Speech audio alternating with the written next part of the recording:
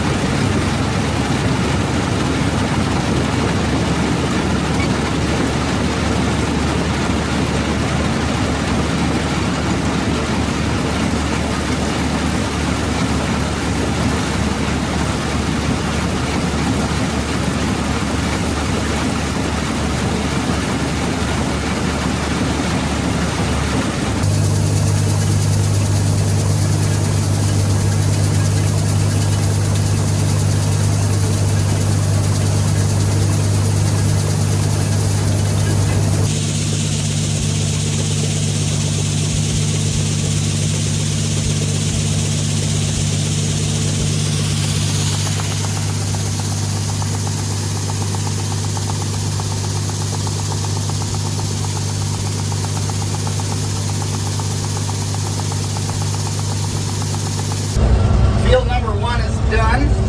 Yielded better than usual. Got a little over a gravity box full of beans. And I took a little break to check the fuel level in the combine, hit the major grease zerks with an extra shot of grease. And now I'm heading out to the next field. I don't have a lot of time. Got maybe 2 hours of daylight left. So I'm going to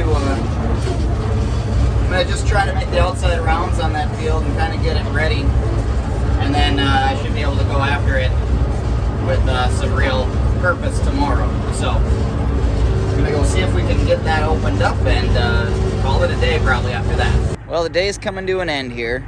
I got my outside rounds around this field taken care of, so got one hopper full of beans dumped in the wagon now.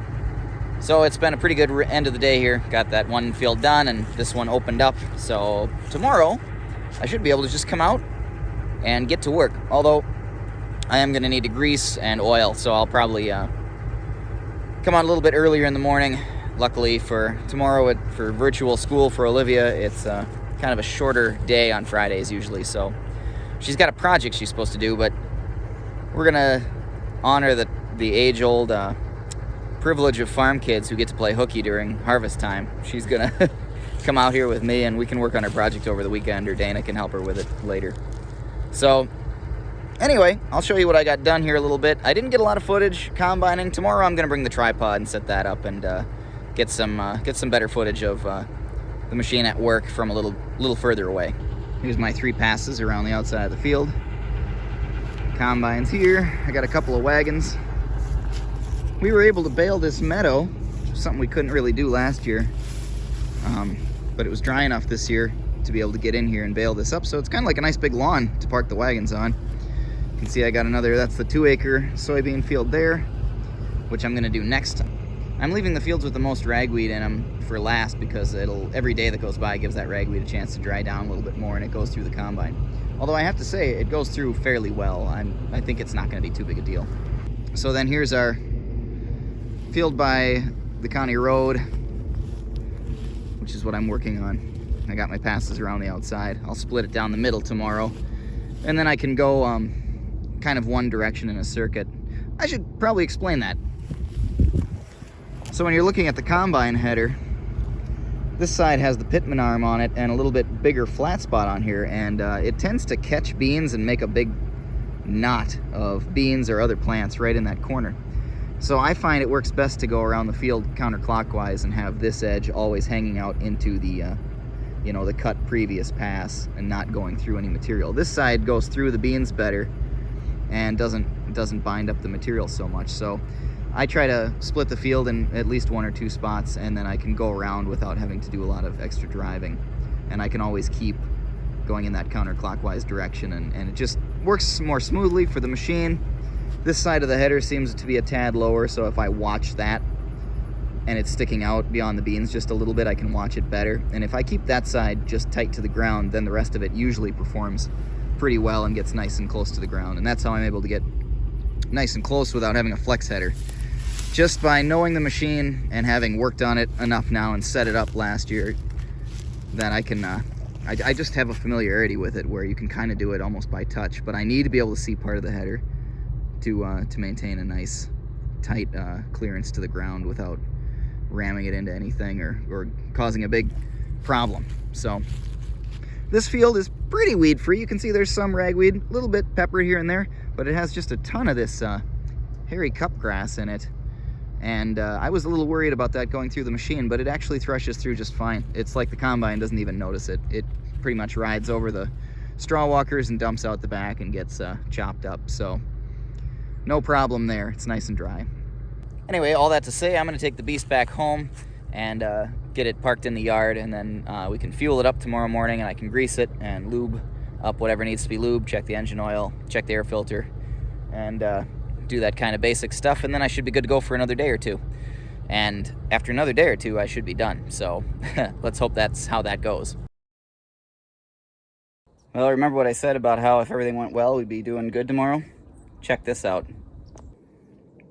The wheels fell off the combine. I was just driving home. I know that's hard to see. I was just driving home, and it appears the lug nuts fell out of the main wheel, which isn't easy to see because we have the dual on. You can't see if you can see through there, but the lug nuts fell out of the inner wheel and the wheel fell off. So nothing to do but walk home and try to figure out what to do about this. Well, I have to admit, I did not see that coming. I don't know that it's going to be that hard to fix, actually, because the axle's not down on the ground. It kind of landed on the rim. So I think we can get a bottle jack under it and something flat to keep the jack from sinking into the ground. And I believe we can get that thing jacked up. And then we'll have to fish those wheels out of there and assess how bad the damage is to the holes for the lug nuts and see what happened. See if they broke off, see if they fell out. I'm guessing they just vibrated out over time and we weren't checking them. So there's a lesson. Anyway, it's too late to do anything about it today. So I'm gonna walk home. I'm gonna tell Dad, pretty sure he's gonna be shocked, and we'll deal with it tomorrow. You know, now as I'm walking back and thinking about this, that actually couldn't have happened in a better spot because the header was up. I was in sort of travel mode coming back to the farmyard. So the fact that it fell down like that didn't damage the header, didn't damage any other part of the machine that I can see, means that that was a pretty gentle accident. So with any luck, since the hydraulics are good on that thing and that header doesn't settle, it should still all be up in the air tomorrow. We might actually pull it off without having too much trouble. I don't know. We'll see. Well, what's the size on 5/8? 5/8. Yeah, they're wore down a little bit, but half. It is not a half. It's 5/8. Okay. Well, Olivia and I just got out to the farm, and Dad was coming back up from the field. He got the combine jacked up this morning while we were doing school stuff, and he found the lug nut bolts, the lug bolts, and I thought they had unthreaded and worked their way out. They actually just tore out of the hub.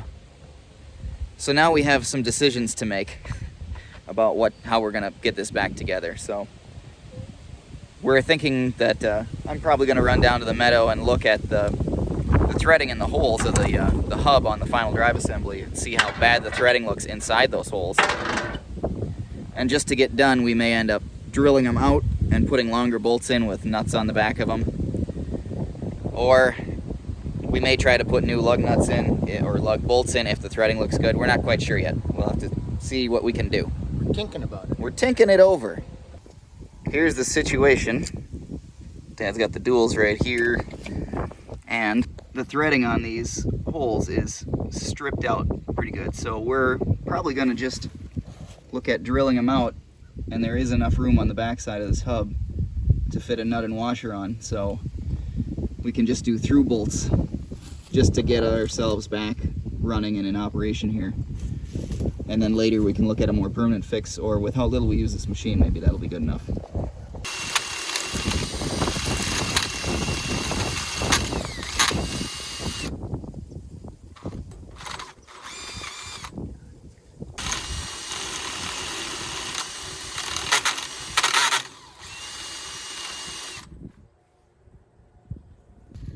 Okay, we got them drilled out. There's barely enough room behind them, so we need to make sure the bolts go through the way that one is in there. But it will work, pretty sure. What do you think, Papa Bear? Are you confident? Pretty much. Pretty much. Yeah. It's a good answer. Yeah, pretty much.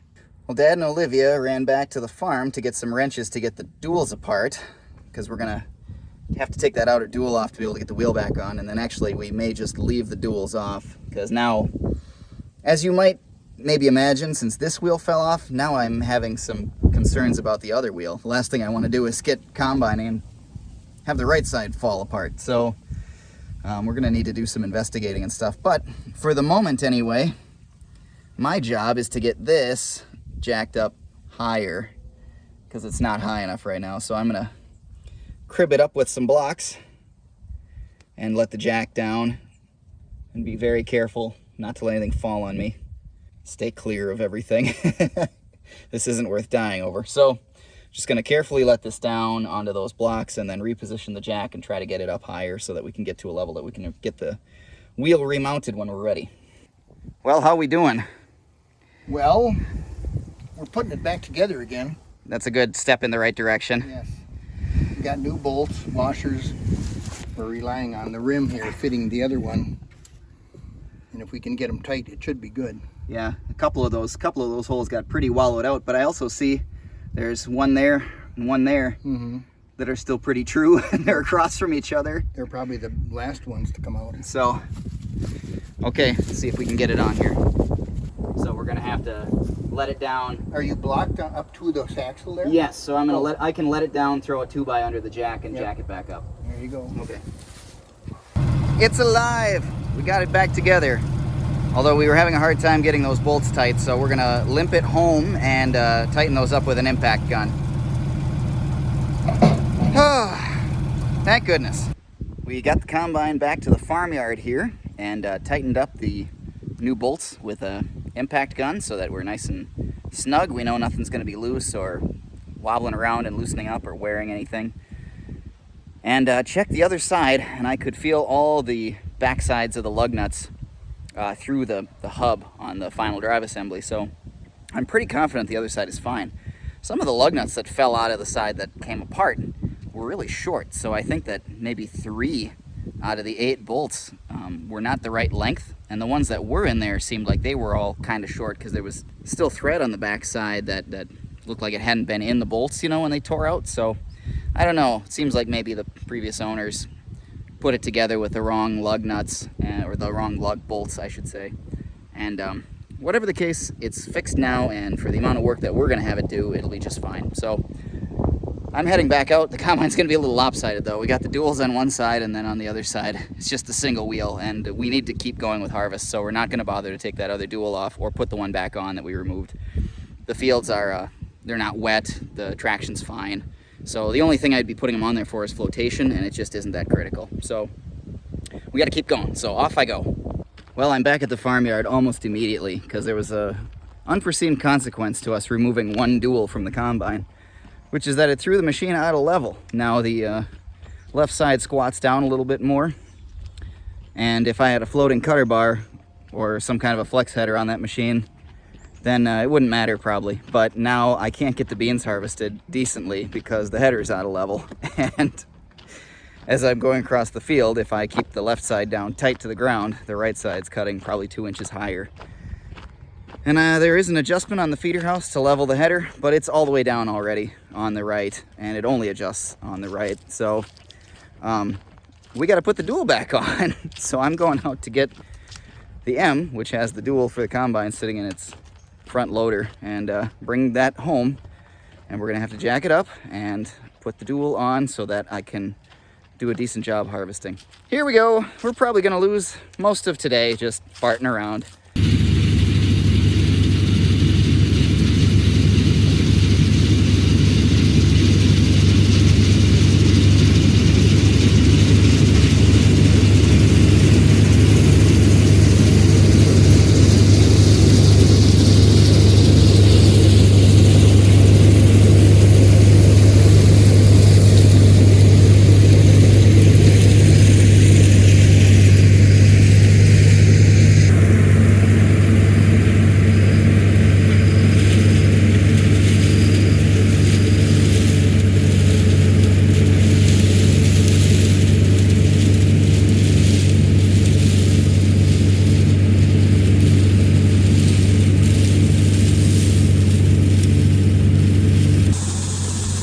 Okay, so the day wasn't a total loss.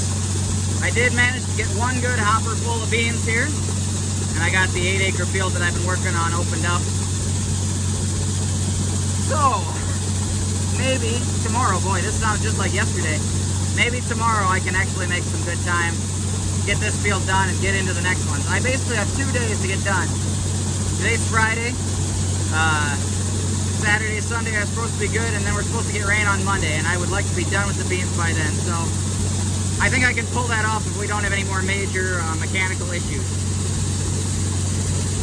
All right, I'm gonna unload this hopper. I think I got a rock in the separator. I'm gonna open up the feeder house and check, and then I'm going home and having some supper.